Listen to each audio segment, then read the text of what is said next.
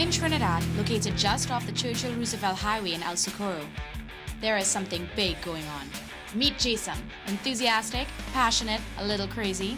He doesn't simply modify cars and trucks. His creations are the result of a driving passion for the perfect combination of innovation, power, and style. But the real boss is Diesel.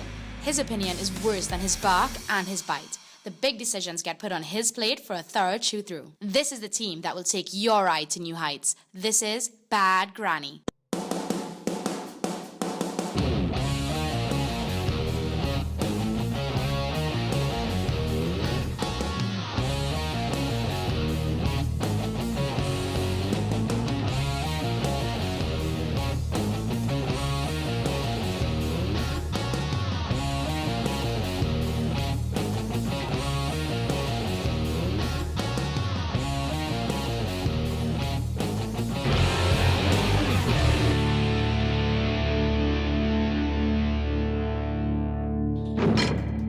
So today we're going to explore the use of CNG and check out exactly why there is such a growing demand for it in Trinidad and Tobago.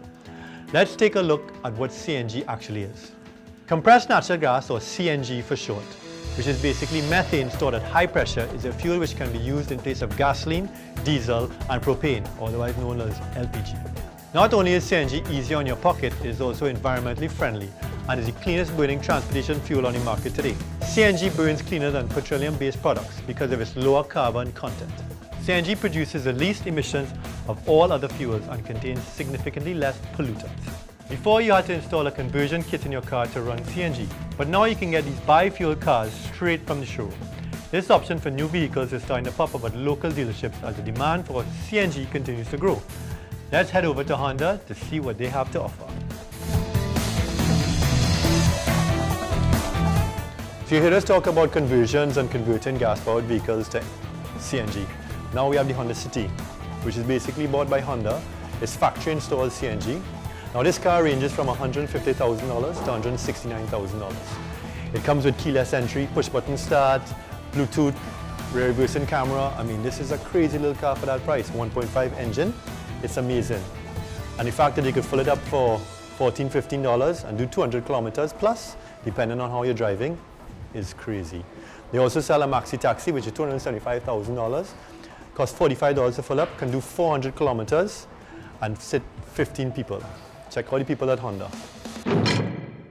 The cars that don't come buy fuel from the factory, you'll have to take it to an authorized CNG conversion company. For trained and qualified technicians, converting a gasoline car to CNG is a relatively routine process, which can be completed in under 2 days. To take a look at this installation process, we head to Burmac CNG. So we're here at Burmac CNG and we're going to do some installs of a CNG kit in a Mitsubishi Lancer. Uncle Nasa and the boys are ready to go and they're waiting on us. We're actually running a little late, so I better hurry up. So I'm here with Amrit and he's basically got all the components he needs to use when he's going to convert the car to CNG. So tell me about it, Amrit. Basically, over here is everything you need. Right. The ECU here. Yeah, that's it. The harness. So we'll be running from the ECU to I guess that goes there because it's... Right, yeah. Hey. Clips. The water hose. Right. The filling valve. Nozzles. Nice, nice. These nozzles and I'm just screwing. At the bottom? No, not here, but screwing on the intake manifold. Okay. I'll just use that piece of hose to connect from here to there? Right. Totally hosey butter. There's the high pressure CNG line. Right, coming from the tank? Yeah, from the tank to the front of the vehicle. Right, we have the map sensor here. Right. We have the fuel filter. We have the regulator. The most important part, the heart of the system, the pressure regulator. And this is the manometer gauge. Right. That just goes right here. So you need to filter the gas? Yeah. Well, what comes out when you filter it? Alright, like some of these stations are poorly maintained. Right.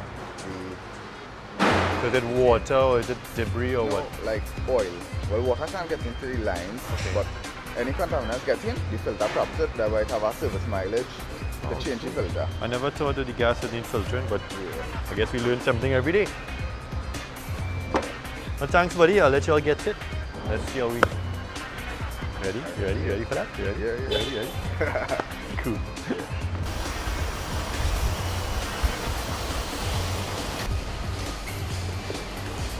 These guys at Vermac move really fast, so for an in-depth look at how the installation is actually done, we are going to break down the process into 4 easy steps. Step 1. Insert brackets and tank into the trunk. Objective: install the CNG tank itself. First up, we're going to look at how they position the tank.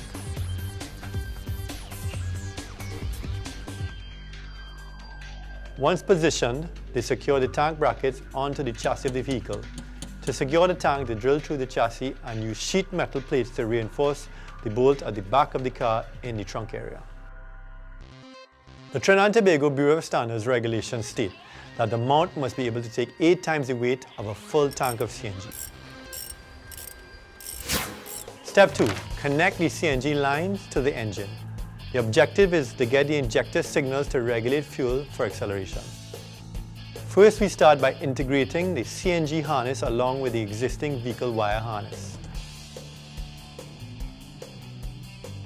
We must locate injector wires and determine which one is actually the signal wire for each injector, as one is for power and the other one is for the signal.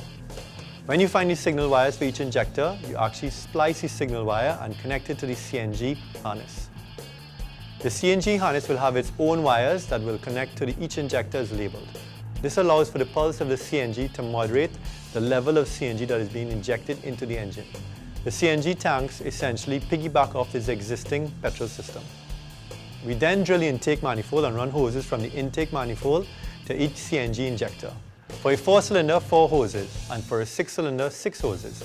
You plug the CNG harness into the CNG injectors to complete the release of fuel of CNG from the tank to the engine.